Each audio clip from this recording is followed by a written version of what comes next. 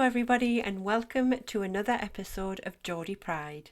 Today, we're diving into the exciting world of crime fiction with none other than best-selling author OMJ Ryan. We dive into Owen's personal journey from his upbringing in Yorkshire to becoming an adopted Geordie. We explore his journey from radio and entertainment to becoming a full-time novelist, writing gripping stories that keep readers on the edge of their seats. And I, for one, am a reader of these books and I absolutely love them. Owen was a seasoned professional in radio and entertainment, and he had a career spanning 2 decades where he collaborated with well-known personalities, celebrities and music icons. And he earned himself international acclaim and numerous awards along the way. However, feeling unfulfilled, he then transitioned into a full-time novelist in 2018, and that's where we dive into the world of Detective Jane Phillips, Owen's captivating series that keeps readers hooked from the first page to the last. Owen's career journey is a constant source of motivation, from his early days writing commercials to becoming a fully fledged author. He demonstrates the power of perseverance in pursuing your true calling. Owen dreams big, and in this episode we start imagining his crime stories being adapted for TV series and movies.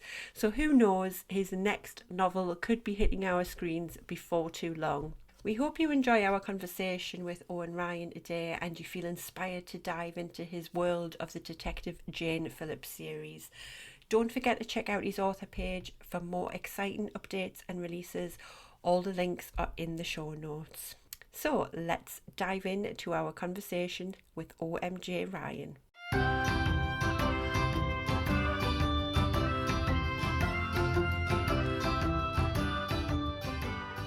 You're listening to Geordie Pride, Voices from the Northeast.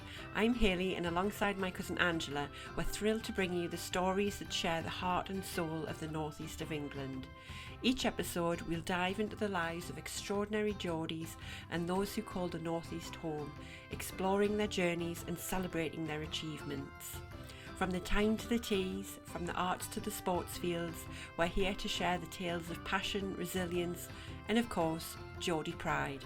So whether you're from Whitley Bay or Washington, Gateshead or Gisborough, or you're just fascinated by the spirit of the Northeast, join us as we natter with the best the Northeast has to offer.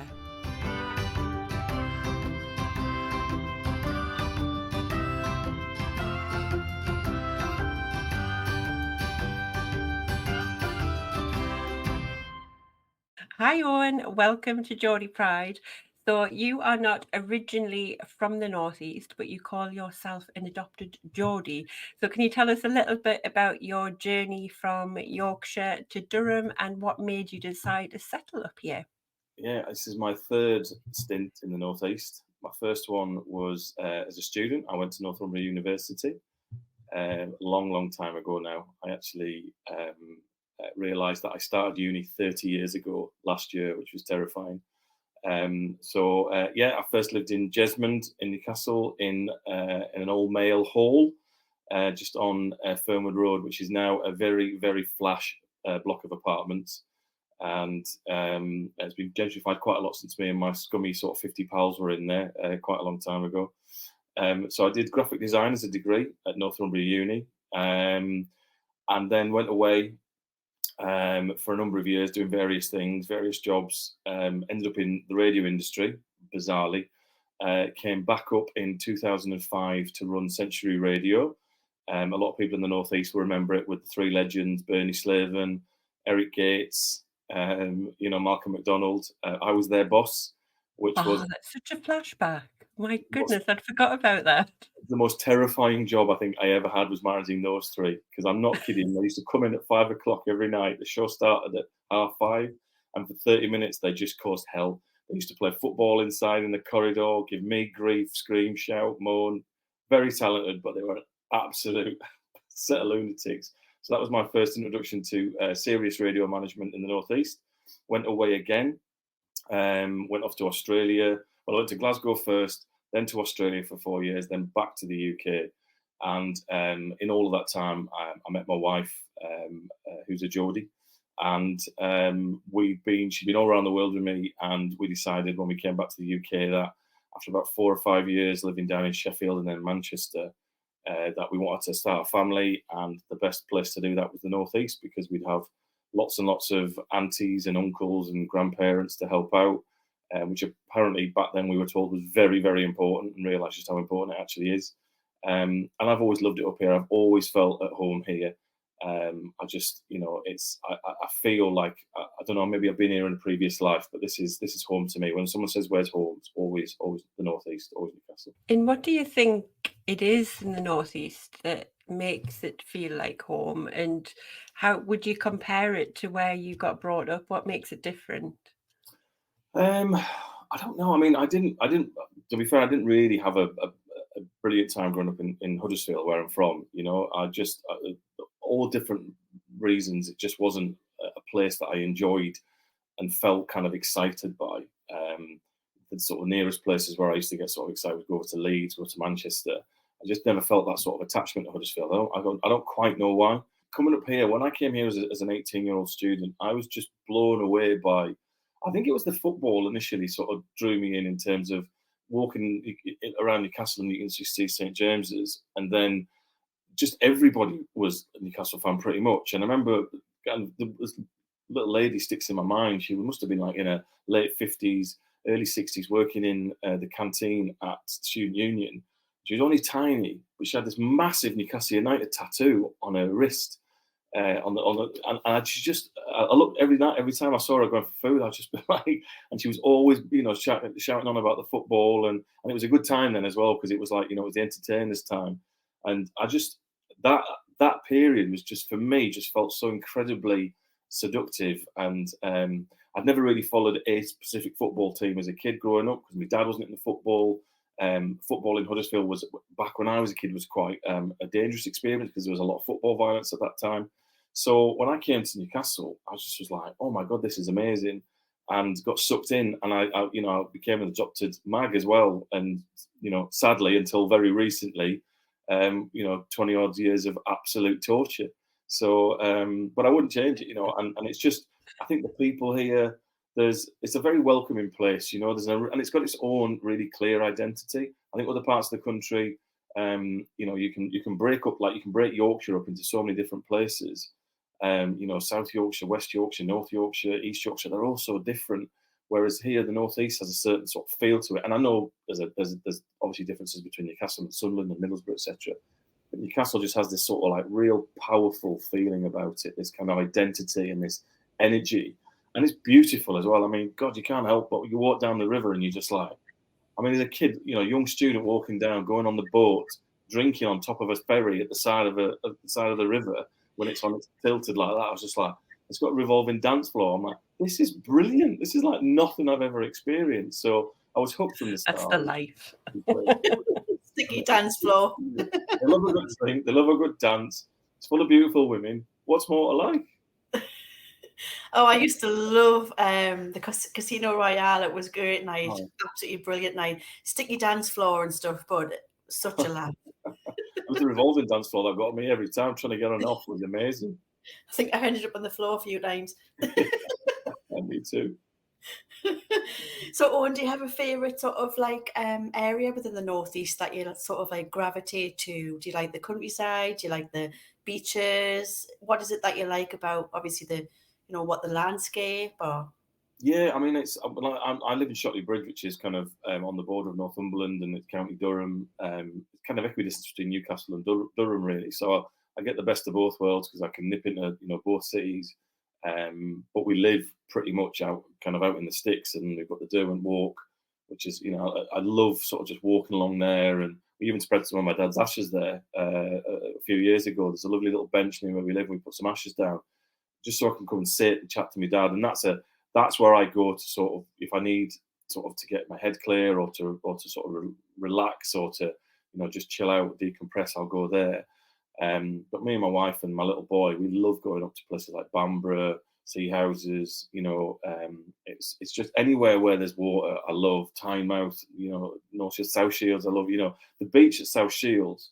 It's funny because we lived in Sydney in Australia, so we've seen some amazing beaches like Bondi and Curl and Manly Beach. And you go to South Shields Beach, and people outside the country, outside of the area, would not believe it. But you stand on the sand there, you could be on an Australian beach, where the dunes are, and the sun's shining, and you're looking out the water. And I know people will probably go, honestly, it's just absolutely stunning. And Kim and I will go there sometimes and just think back and go, this is so like, Curl and Bondi. It's amazing. So it's got everything in that sense. I absolutely love it. And of course, it's the wonderful Geordie people, isn't it? Oh God, yeah, without a doubt. The sense of humour up here. I go home and people say I've got a Geordie accent, whereas to me, I've got a bit of a mixed accent because I've worked Leeds, Manchester, Glasgow, Sydney, Melbourne, Sheffield, and Newcastle. So my voice is a bit of a mix anyway. My parents are both Irish. So, but when I go home, people are like, "Oh God, you've got a real northeast accent." I'm like, "Nah." But I don't even hear my little boy's accent, but apparently he sounds like a proper little Geordie. And he is a proper Geordie because he was born in the RVI on match day.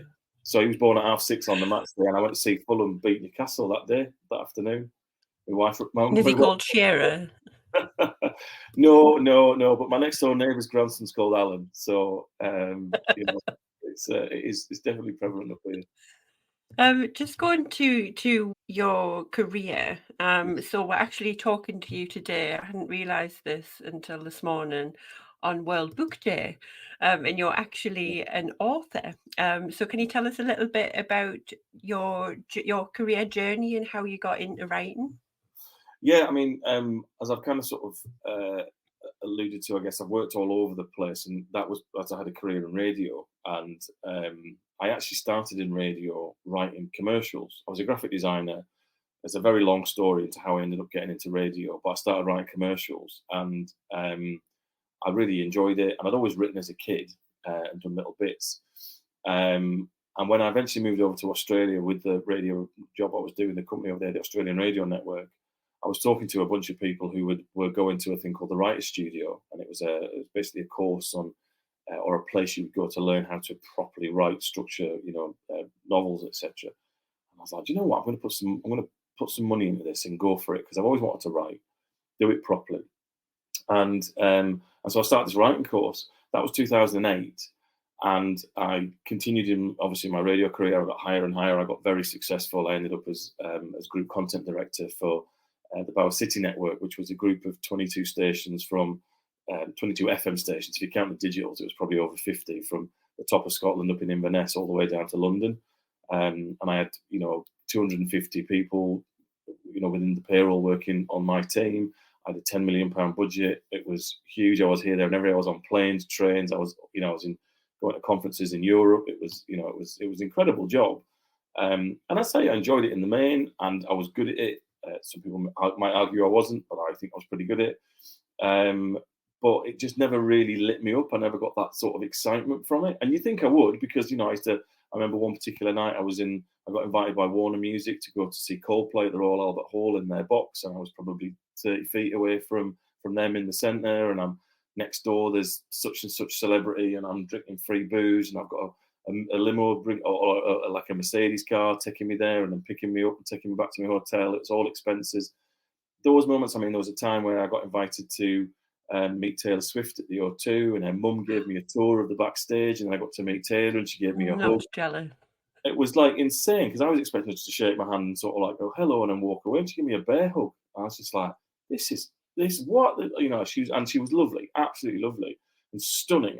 You think she's good looking when you see her in the flesh. It's like, and she's tall. She's about as tall as me in heels, and she gave me such a bear hug, and I was like, this is amazing. So I had all the trappings, so-called trappings of like, what people would say is like this, an amazing life, and it was great. I got very well paid. I had no financial worries, big house, nice car, all of that kind of stuff. But I just wasn't, I still didn't feel something wasn't quite satisfied. So in the background, I'd always been writing. And because when I got the big job, I was on trains and planes a lot. When I needed a break, I would, like in the mornings, I would allow myself an hour. I normally get to the airport like super early, like at 6:30, 7 o'clock for my flight. So I'd have an hour in the lounge just writing. And then maybe I'd do a bit of writing on the plane. Or if I was on a train, I'd do an hour, and then I'd have the second hour of the journey doing my emails and catching up, and then get into sort of work mode. So over that period, I wrote a book called Media Monster, which I was there was a restructure in 2018, and I decided in that restructure that there was an opportunity for me to ask for redundancy. And I thought, you know what, because of where I was, my notice period, the position I was in, I could probably work for a year without having, or live for a year without having to get a job, which meant I could finish this book, publish it, make millions, buy a yacht, happy days. And I published it. I can say that much. I certainly didn't make millions. So I took redundancy. I decided I was like, I'm going to go for it. And it was terrifying, absolutely terrifying experience. But I thought, you know what? You only live once. Vaughan was, my son had just been born. That was a big thing on my mind. I was like, am I making the right choice? But then I was like, but at the same time, do I want him to grow up with a dad who's satisfied, or a dad who just works a lot, makes money, and is never there? Because I was away a lot and I was hardly seeing him. So in the end, I was like, right, I'm going to do it. I published the book, got Media Monster out, and I sort of, and I was planning the next book, kind of struggling with the ideas a little bit. And the book did okay initially, but it didn't make enough money. It was quite obvious quite quickly that I couldn't replace my old corporate salary with one book.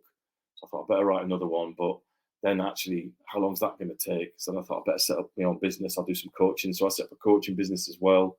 So I started to get a little bit of work through the coaching business, but not a lot. And it was quite a challenging time. I just thought, oh God, what am I going to do? Should I keep trying with the books, or should I jack it in? So I was about to jack it all in and go back to trying to get into corporate again.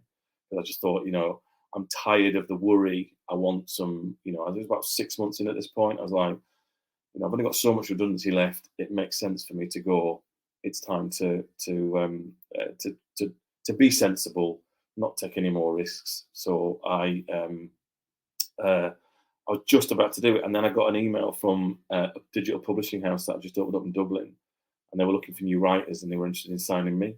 And I went over to Dublin and signed with them. And 13 books later, I'm a 3-time best-selling author of the Jane Phillips series. So it's been an amazing. I published the first Incubator Books, which is my publisher. I published that first book with them in May 2019, and since then I've published, I think if my numbers are right, another 11 books, which the last one came out just recently, a few weeks ago. And I'm pleased to say, as of yesterday and today, is a #1 bestseller. Woohoo! Well done. Wow, So, that is amazing. it's been a bit of a journey. Yeah, it sounds what I'm shocked by, because I've started reading The Deadly Silence in the Detective Jane series. Yes. So don't give me any spoilers. But how can you write so many books? Because you said 2019, so that's only like 5 years ago. Like, how do you get the inspiration for so many books in just 5 years? Because that is a hell of a lot of writing. I can't imagine how much brain power that must take. It's funny because when I first signed with Incubator and we got we started planning together the first book. In fact, no, it was before actually. I think we were in the process of getting everything lined up. And they said to me, look, how many books do you think you can get out a year? And I was like, well, the last one took me 10 years. So I reckon I could probably get another one out this year, but I'd have to work really hard at it. And he said, we want a few more than that. I was like, well, how many do you want? He said, well, 2 or 3 a year. I was like, I can't write 2 or 3 years. And he was like, look, trust me, come to Dublin. We're going to show you how to do it. And what the two publishing partners, one's an author and one's an ex-TV writer. He's a BAFTA nominated writer, a guy called Brian Lynch. And Garrett Ryan is the other publisher. Now, Garrett's the author. Brian's the TV guy. Brian used to work in what's called a writing room, which we're probably a bit more familiar with now in this country. It's set up in America where writers get into a room and they basically flesh out an idea between them, and then someone will go away and write the whole thing. But the writers basically plot it all out and pick the holes in it before it actually starts writing. And this process is phenomenal because it speeds up everything dramatically. So we went out, they showed me how it works. And then over time, I developed it myself, my own version of it, because I like a little bit more detail. So when I sit down to write a book, to plan a book probably takes me about 4 weeks.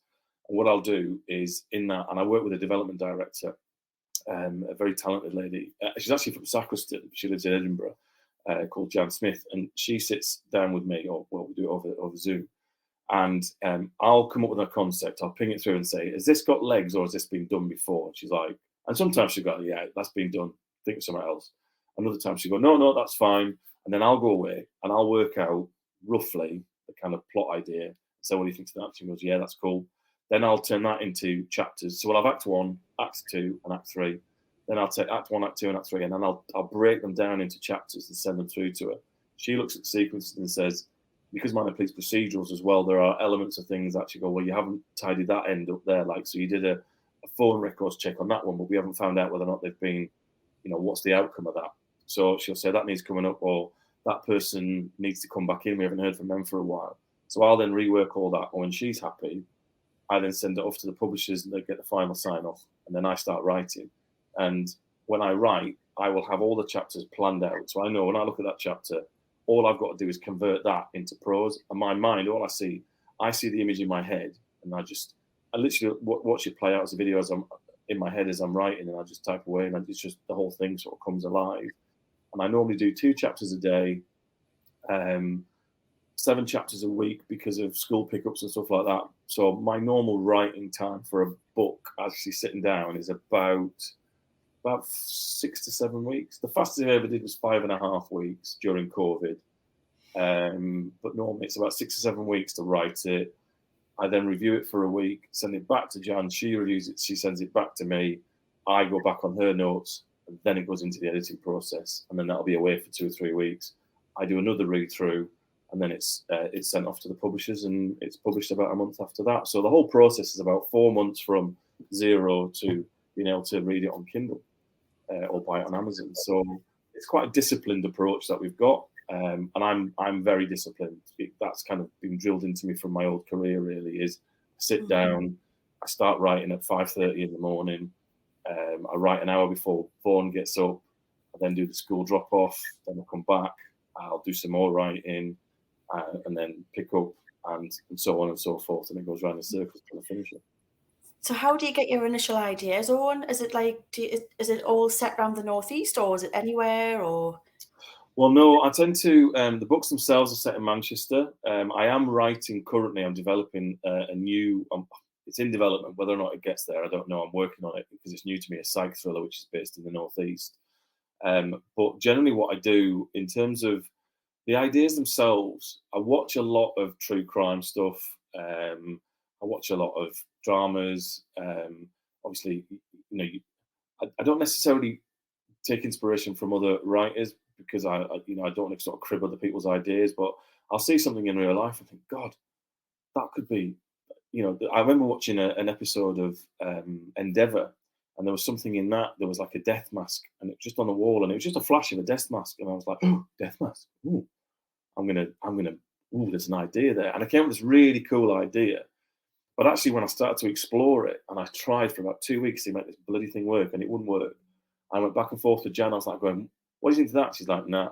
Because what I need in my books is for the killer to have a credible reason for wanting to kill. It can't just be nuts. That's too easy. It's, there's got to be, and there's always some kind of reason. And there's always, in my books, there's an undercurrent, there's an underlying, a sort of subtext of society is shit. It treats people badly, and then they it turns people into dangerous individuals. That's what all of my killers essentially come from. So I couldn't make this work, but I did. I did eventually. I was going to call it Deadly Veil, so like a mask, pulling the mask off. But actually, what it ended up being was Deadly Veil in a modern sense, where it was like a Svengali was manipulating people online, manipulating young people online to kill on his behalf, kind of like a modern day Charles Manson. So that became Deadly Veil. So sometimes you think you've got an idea and you go hell for leather, and you're beating the hell out of it, and then you look at it when you've beaten it and go, that's shit. That's never going to work.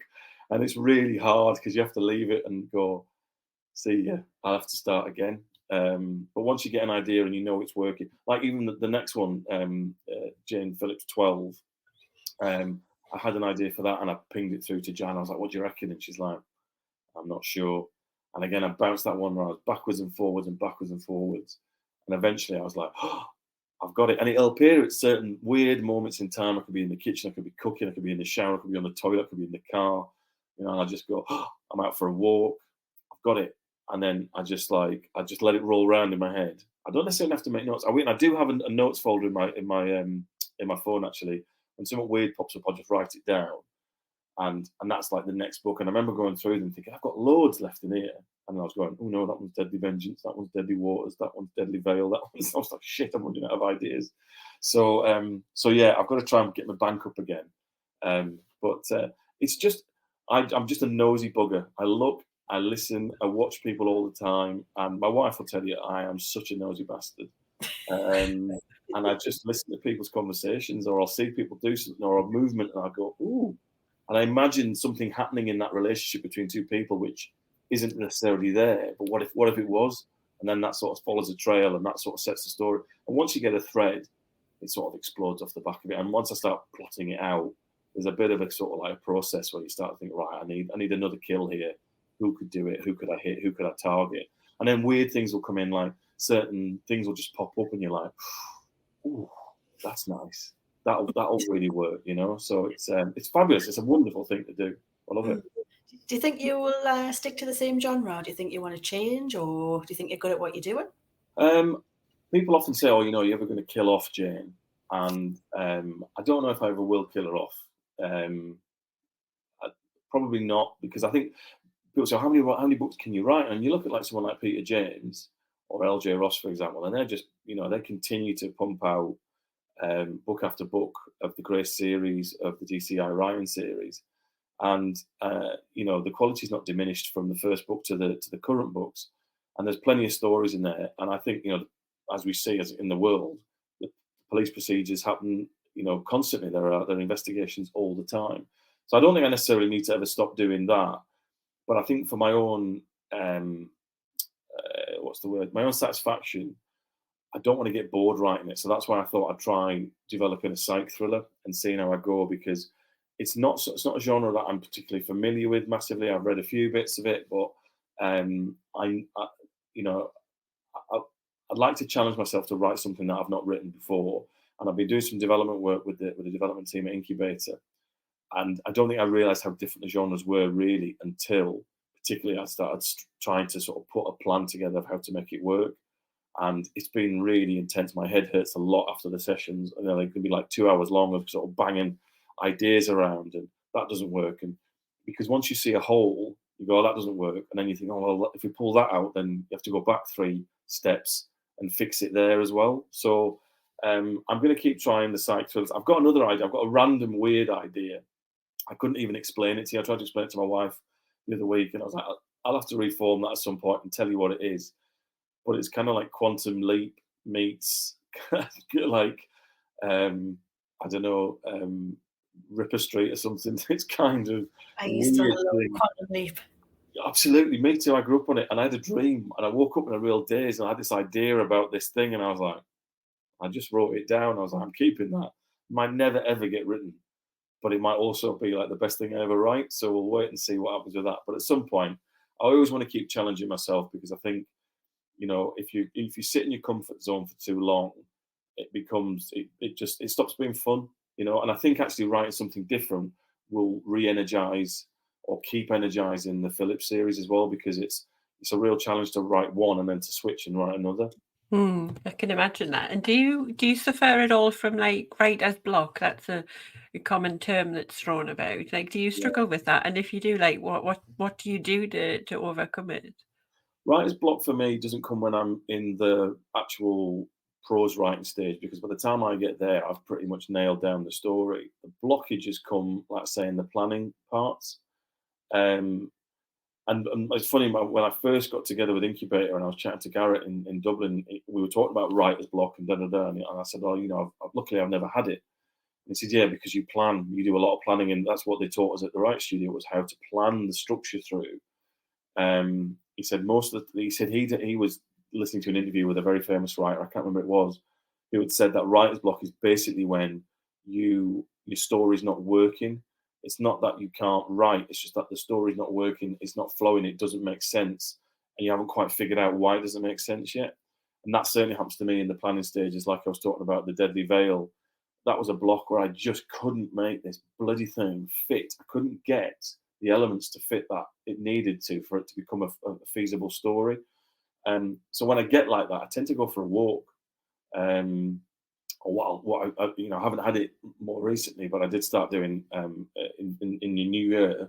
I started doing ice baths, and if there's ever a way to clear your mind in a split second, it's to get into ice cold water, and that might be something I try as well. If I because when I'm feeling my head's sort of ready to explode, I'll get in an ice bath, and it's like someone just goes, "Ah!" Like the whole of your head goes cold. It's just like it's relief, like you wouldn't believe. It's amazing. So that might become a way of doing it. But up until now, it's always been go for a walk. And my old tutor Roland used to say, if you're stuck for an idea, visualize putting the idea in a toaster, the idea's toaster, push it down, and then go for a walk. And by the time you get back, your subconscious will have given you an idea. And it works pretty much most of the time, actually. You have to be really, really stuck for not to get something. And even if you don't get the full idea, you'll get something that takes you to a little bit closer to the solution. So it's outdoors, outside, clear your head. That usually works, So what do you attribute your success to? Because you've wrote so many books over a short period of time, and you said you've got now not just 2 bestsellers, you've got 3 as of this week. Yeah. What do you attribute your success in that form to? A lot of people say to me they're very easy to read. Now, I wasn't a big prolific reader as a kid. I didn't like reading in class. I'm someone, when I read a book, I have to visualize the whole thing. Like I said, when I'm writing, I'm visualizing it as a sequence playing out. And I'm the same when I read. So I read really slowly. So I used to struggle at school to keep up with sort of the reading sort of exercises of, make sure you read this to another, because I just found it really challenging, and kids would be zooming through it, but then couldn't remember it, the next day, whereas I sort of remembered every single word. So I never really enjoyed it. And I also used to mumble. I mean, I have a tendency to still do. I still kind of get my words muddled up. And so it was just a horrible experience reading. It was never really particularly pleasant. So I fell into reading Jack Higgins books because my dad had some, and I found Jack Higgins books. I think he sold 300 million copies of thrillers. I found his books really easy to devour. They were really quickly paced. There were short chapters, and the characters were quite dynamic. And I think sort of something that sort of stayed with me. So when I started writing, I subconsciously wanted to write something similar. So my chapters are never more than 1,500 words, really. You might get some that are 2,000, but it might be split into 2 different people's point of view, or it's what we call a chapter and then a chapter break. So it's kind of 2 smaller chapters pulled together. But in the main, they're about 1,200 to 1,500 words. And one of the things I get constantly from people when I'm chatting to them is like, they're dead moreish. So you read one and you think, like, people read them in bed at night and they go, I'll just read one more because they're not long. I can just have one more, I'll have one more, I'll have one more. And that just, people go, I haven't got a lot of time to read, so I'll only read a couple of chapters. And then they're up for 2 hours reading it. And also, and they're not simple stories, but the way I write it, I keep it nice and clean, because my writing style is very clean. Because when I was a copywriter, I had to learn to get the message across in 30 seconds. So you'd learn pretty quickly that you don't need all the words in the world. You just need the ones that matter. And that's kind of how I write mine. So when you read them, hopefully they're dead simple. They're energized. And there's lots of twists in them. People will tell me they're twisty. There's lots of surprises. You very rarely guess the killer. You'd always get someone on Amazon reviews go, I guessed the killer from word go. Well, you didn't. You had an idea who the killer was because you just thought, well, it could be them. I used to watch Murder, She Wrote and go, that's the killer. And then end up being the postman at the end of it. You'd only seen him once. It's not like that. There's a reason for them being there. So, I think it's fast-paced. They're very authentic as well, because as I said, they're grounded in reality. The language in it, the banter in the office. I have my osteopath, I introduced her to the books, and she chats to me about them, and she's like, the banter's brilliant. You can hear the conversation. It's like a real office, it's like real people.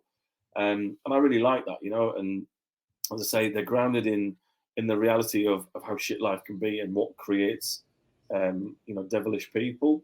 So I think there's, I don't know, they're entertaining, but there's also like an authenticity to them and a real energy. I think that, and people always say to me, like, I could see this on telly. I could see this on telly.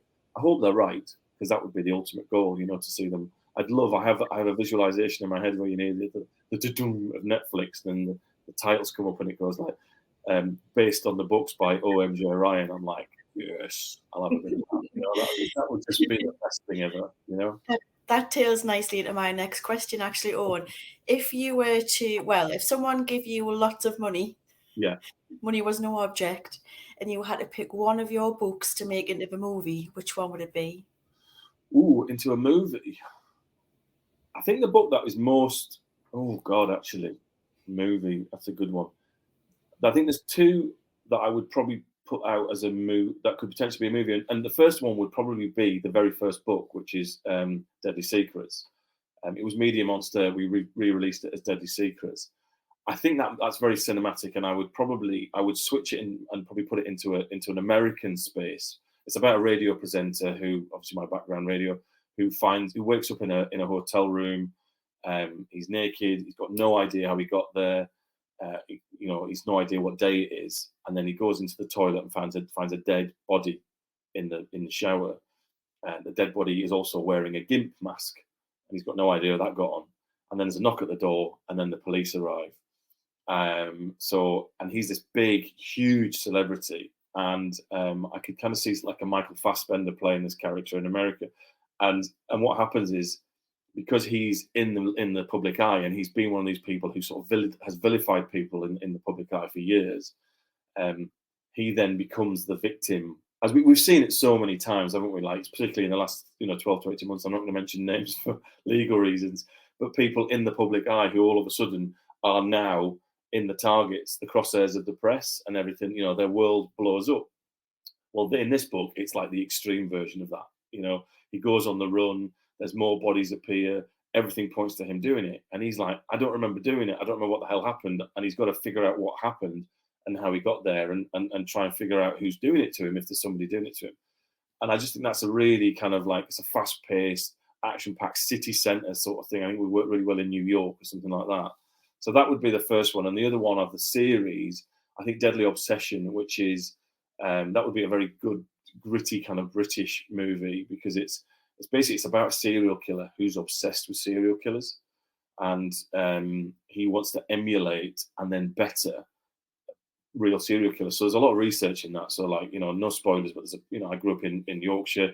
Peter Sutcliffe was one of the people in that, because I was growing up when he was attacking people. My sister was of the age of girls he was attacking when I was a young lad. So I did a load of research on that, and I won't spoil it, because it would give away the plot of the thing. But there's a load of real life serial killer sort of traits this guy is copying and trying to emulate and trying to better. And it's dark as hell. And I think it's great. There's a beautiful twist as well at one point where you kind of go, oh fuck, So I think that would be another one. They should all be movies, basically. I could go through them all and give you attributes of all of them, but definitely would be a brilliant TV series as well. If anyone's listening to it, have a read, get it on. Yeah, pick it up. Netflix, listen. Who do you think would, because Detective Jane, she's quite a complex character, isn't she? Would there be an actor that you would love to see play her? Do you know the one that this is a great way to spark debate. I went on at a uni, my uni pals we caught up last summer, and we were chatting because they've all read the books. We were sat having a beer, and they were saying who would play what on telly, and we started talking about it, and everyone had a completely different opinion of who should play who. But for Jane, I think Claire Calbraith from Downton Abbey fame, who she was the maid, and she was in Unforgiven and quite a few things. She was in Vera, actually, as I think she was Mac in Vera, or Doc, I can't remember, but one like a while back. She would be brilliant. I also think Jodie Whittaker would be really good. I think Jodie Whittaker has got the kind of sass that would work in that role. Catherine Kelly, who was in Miss Selfridge, Mr. Selfridge, Miss Selfridge, that's a bloody brand, Mr. Selfridge. She's again, I think she would be really, really great in that spot. And I'm trying to think there's anybody else that we were talking about, but it's kind of having that. It's someone who is is strong and fiery, but fair and funny and witty and sharp. And I think all three of those actors could do a fabulous job of that. Yeah, they're great actors as well. I mean, come on, Netflix, you've got the script, we've done the casting for you. I've cast them all. I've got in my phone. I've got a folder with all the different people I want to play for it. I think Siobhan Finnehan. I would love to play Fox, and that was a recommendation from a friend of mine, Jill Smithson, who she keeps sending me pictures of people going. She loves the books. She always buys it. So that as soon as it comes out on Amazon, it arrives at midnight or 1 in her inbox, and she starts reading straight away. And so she sends me all this, all these different pictures of these are the different actors that you should do it, should be playing. And I'm like, I show them to my wife because my wife knows them. I'm like, these are really good. These are spot on. She's picked out probably 3 of the best characters that would play them on telly. Yeah, I mean, I agree with exactly what you said when I asked about like what makes them successful in your eyes, because I'm only about halfway through the one I'm reading, but it does grip you, and you finish a chapter and then nice short chapters, which I love. I hate books that have got like chapters that are about 30 pages long, and I'm like, oh God, it's like I'm just trying to get through it. But they're just really nice, short, catchy, and they are just so captivating, and I think the characters are so relatable as well. And I think you've got a new fan here, but that's completely my genre as well. Like I love stuff like that. I've done forensic science at university, so I love all of the crime thrillers and things like that. So it's definitely my kind of book. So everyone buy them. Yeah. Yes, please do. Please, more and more people, please buy them. Absolutely. So do you think, or can you see anything within the Northeast? I'm trying to like take it full circle here, that has inspired you with your writing, or anything within the books as well, or is it more just with the process, do you think? I think one of the things that, if you was to strip it right back and go back to when I was at university, up here, so I did graphic design at Northumbria Uni, and it was a very difficult course to get on back then. I think it still is, but back then it was like in the top sort of 2-3 graphic design courses in the country. So no one from my college had got on. For 10 years they'd tried, and I was determined. I was going to be in Newcastle. I wanted to come up here. I wanted to go to that course, and I got on, and I was so pleased about that. And one of the things that course was so good at was it taught you to think laterally. It taught you to. It wasn't like the most obvious. They would never let you go for the most obvious idea. They were always like, right, okay, that's good, but how do you push it? What can you do differently? How can you create that and make it more colourful, or give it a different angle on it? And that was the start, really, of me starting to always think in the creative process of what can I do to make this better? How can I do this ever so slightly differently? And I think that, coupled with the freedom that I felt when I came up here, the kind of the power of being an adult, a young adult in an amazing city, feeling part of something, feeling like, just so excited to walk around. Everywhere you look, there's something beautiful to look at. And admittedly, as a student, I didn't get in a car that much. I remember going once out to Bamburgh and being like, fucking hell, look at this place. This is like insane. But most of my life was in and around the inner city.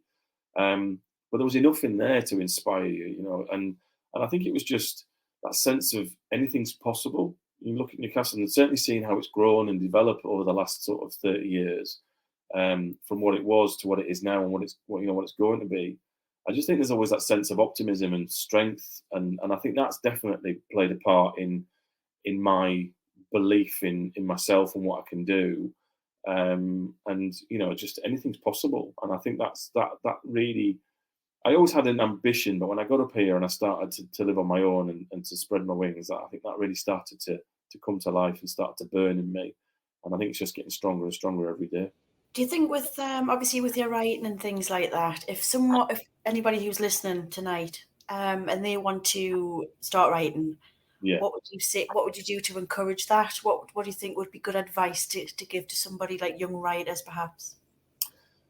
If you can find somewhere like a writing course of some kind, that is always writing within a group. I was doing a workshop yesterday actually in stand-up for a group of people who are all keen writers, and I was walking them through kind of like the steps, like how to create a scene, like what do you see, what do you hear, what's the character doing, where are they, all that sort of stuff. That came from my experiences of doing the workshop stuff in Australia, and sharing the ideas and sharing, your learns and your pros and that stuff really helps. I think if you can try and do that, find somewhere to do that, even if it's online, that is definitely it's beneficial. Doesn't mean you have to do that. There are so many successful writers, they just sit on their own and they write. But I think it's funny. It's probably one of the tricks that I learned is if you're a fledgling writer and you're just starting out, one of the tricks, if you want to write something, is to write by hand. Is to get a notepad and write by hand, because and not allow you and say to yourself, I'm not going to edit anything. I'm not going to stop writing until I've finished writing the whole piece. That's much easier to not edit if you're writing by hand.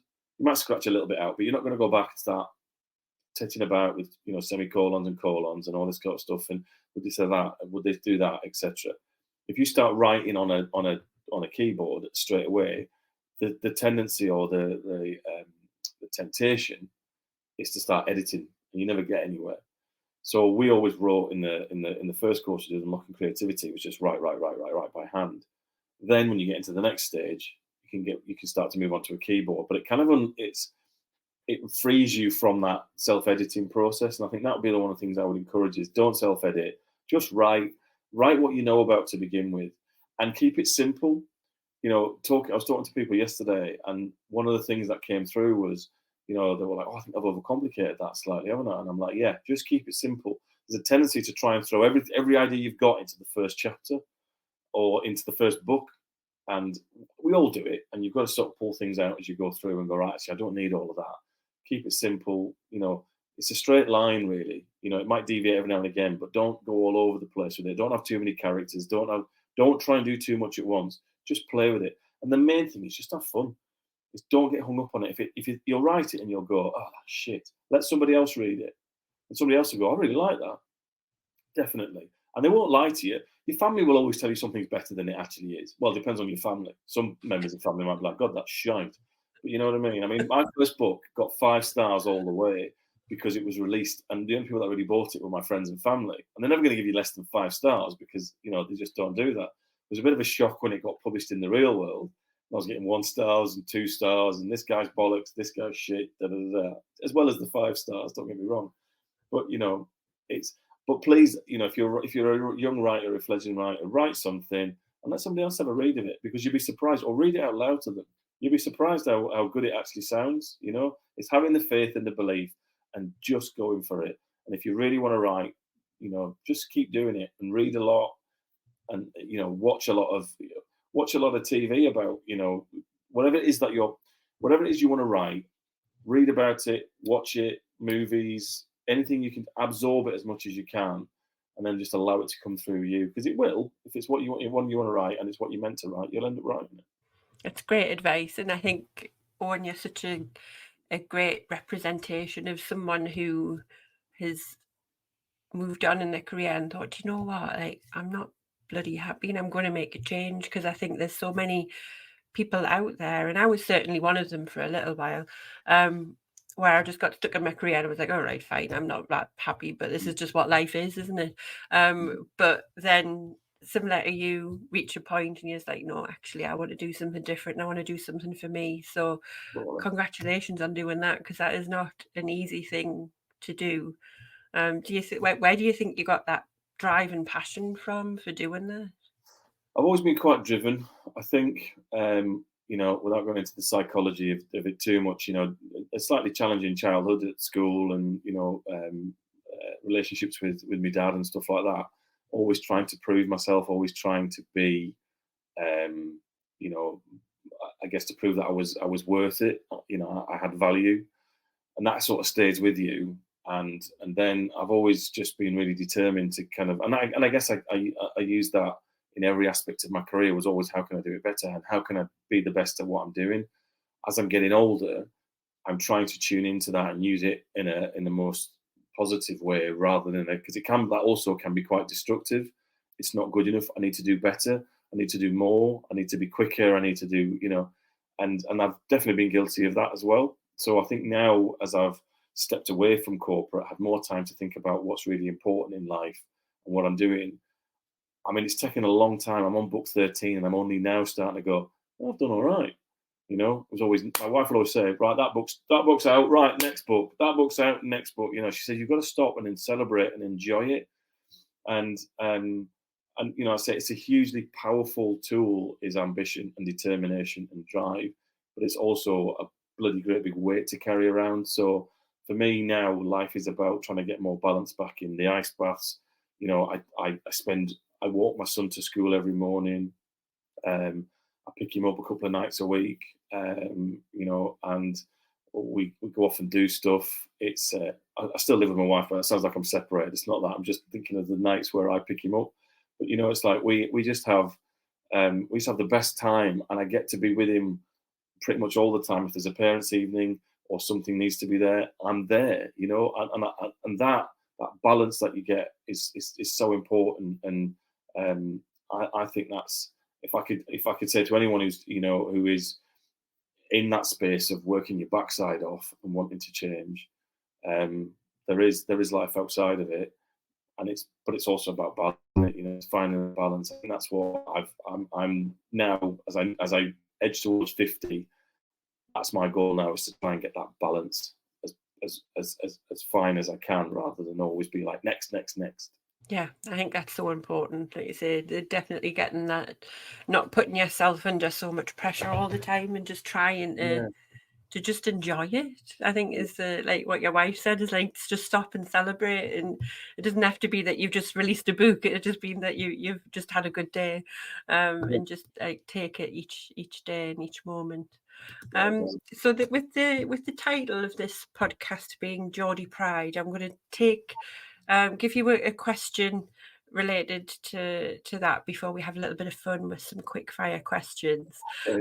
But if you could give any advice or words of wisdom to anyone that is thinking about moving to the northeast like you have, what would you say to them?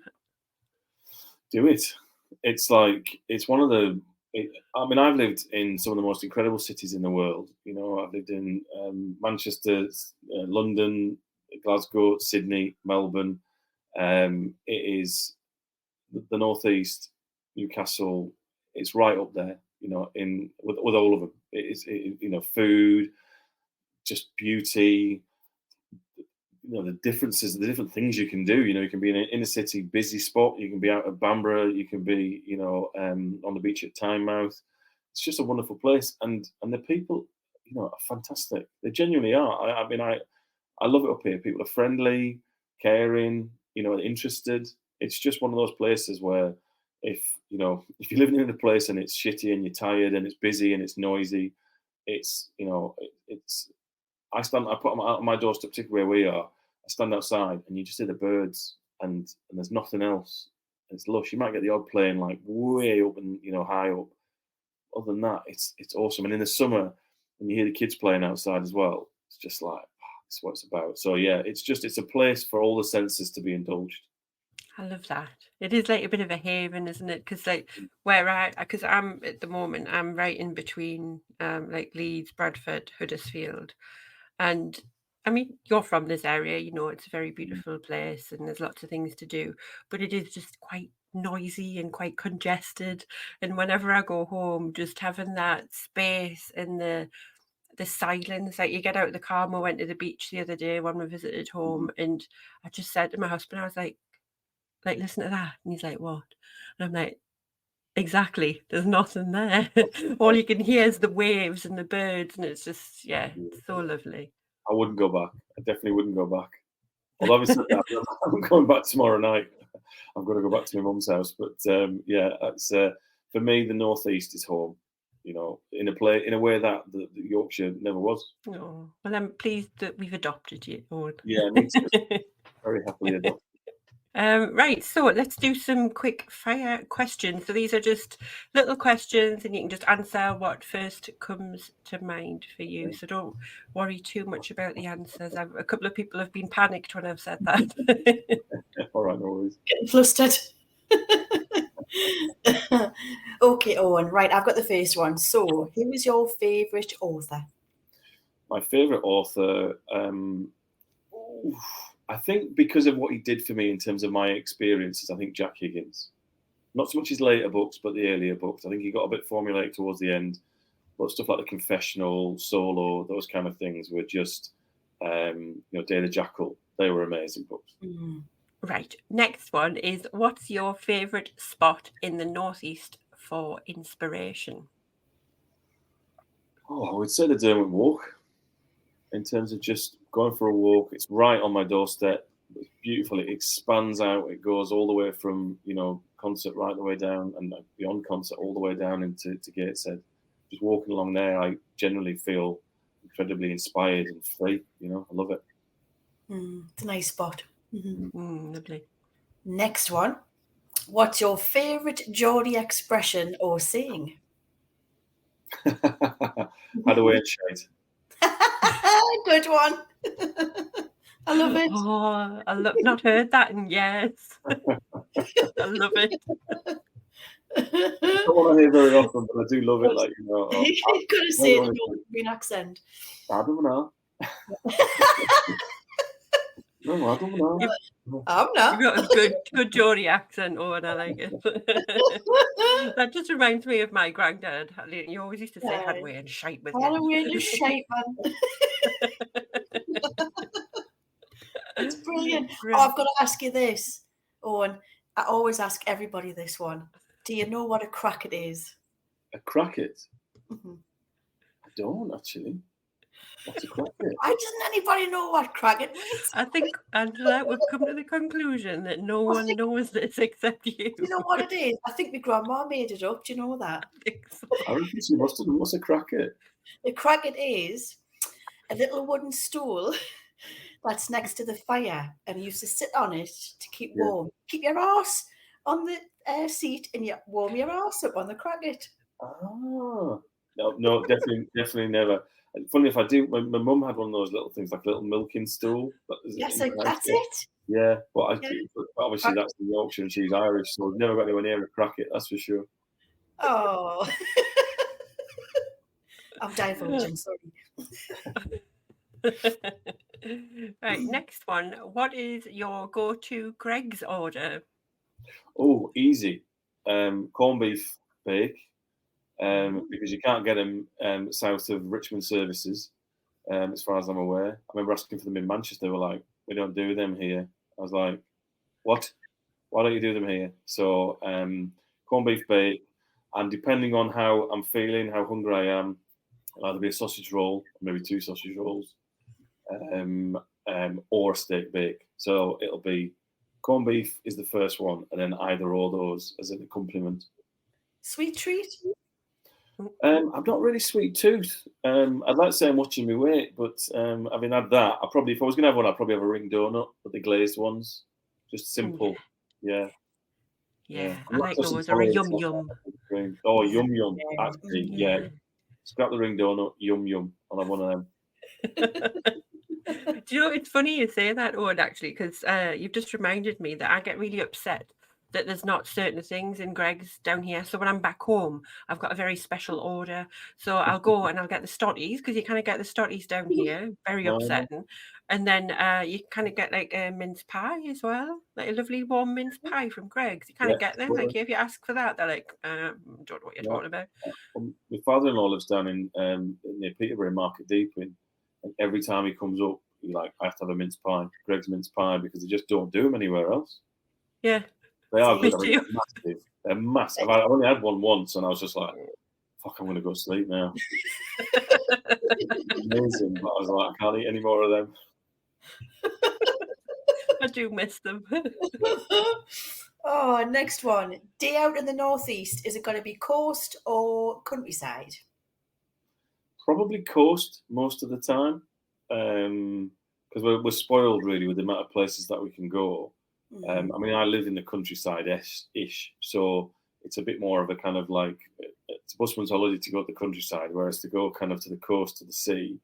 When I've got my Netflix, show and bucket loads of cash, I'll probably buy one of them townhouses overlooking Tynemouth Beach, or, along there somewhere, just so I can just sit and write, looking at the sea. That would be the ultimate goal.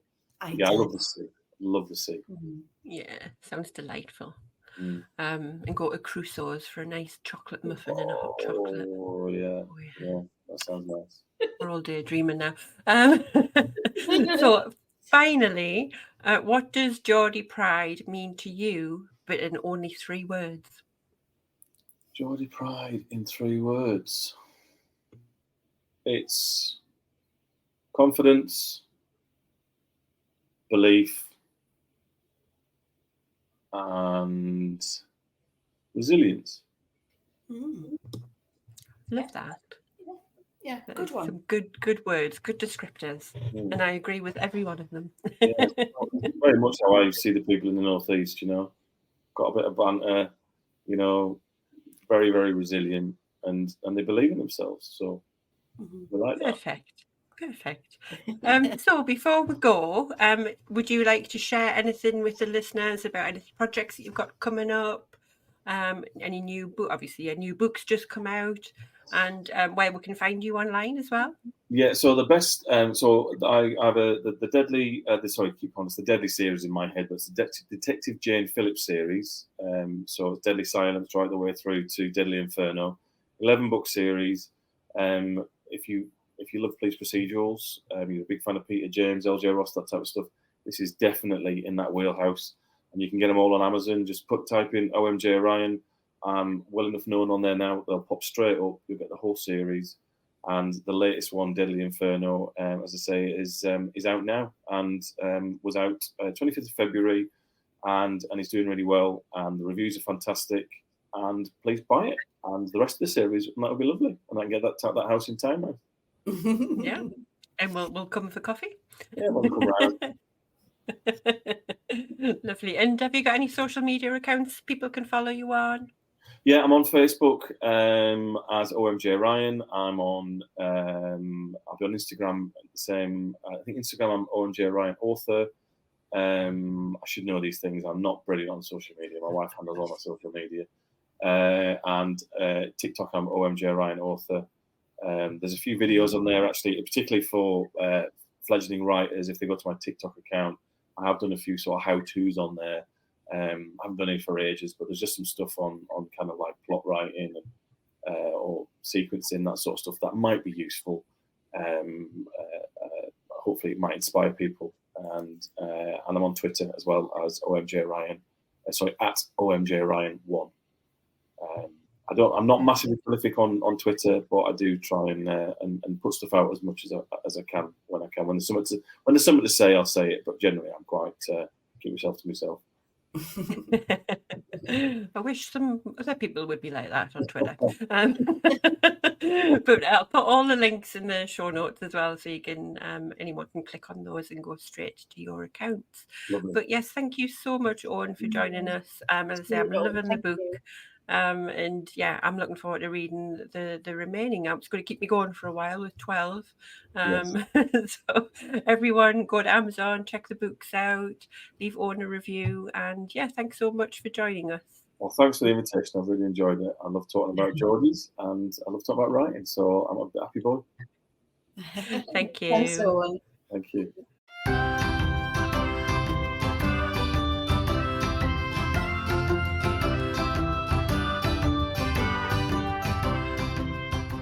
Thanks so much for listening. If you've enjoyed this episode and you'd like to help support Geordie Pride further, then don't forget to subscribe, share it with others, post about it on social media, or leave a rating and review. To catch all the latest from us, you can follow us on Instagram at Geordie Pride. Until next time, keep that Geordie Pride shining bright.